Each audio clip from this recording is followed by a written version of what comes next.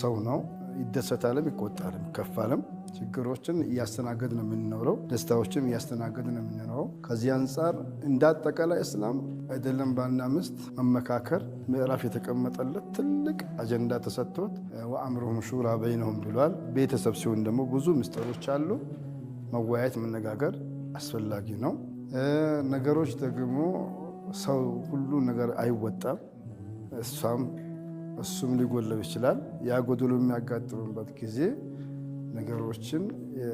የመጀመሪያ ደረጃ በትዕግስት ማሳለፍ ያስፈልጋል የአንድ ሙስሊም መለኪያውም እኮ ትዕግስተኛ መሆን ነው ጀነትም ለመግባት እኮ ሰብር ያስፈልጋል ወጀዛሁም ቢማ ሰበሩ እኮ ነው ትዳሩ ስኬታማ ሊሆን እሱም የእሷን ደካማ ጎን እየለቀመ መሄድ ከሆነ እሱም የእሱን ደካማ ጎን የፈለገች ምትሄድ ከሆነ አይሳካ ፍቅር እንደተለያዩ በጥል ይለያያሉ ያ እንዳይመጣ ለተላልቅ ዓላማዎች የሚያበቃ አንድ የሙስሊም ባህሪ ሰብር ነው ትዕግስት ነው ኢባዱ الرحمن በሱረቱል ፉርቃን ላይ ብዙ አውሳፎችን ተናገርና መጨረሻ ላይ ኡላኢከ ይጅዘውነ الغرفة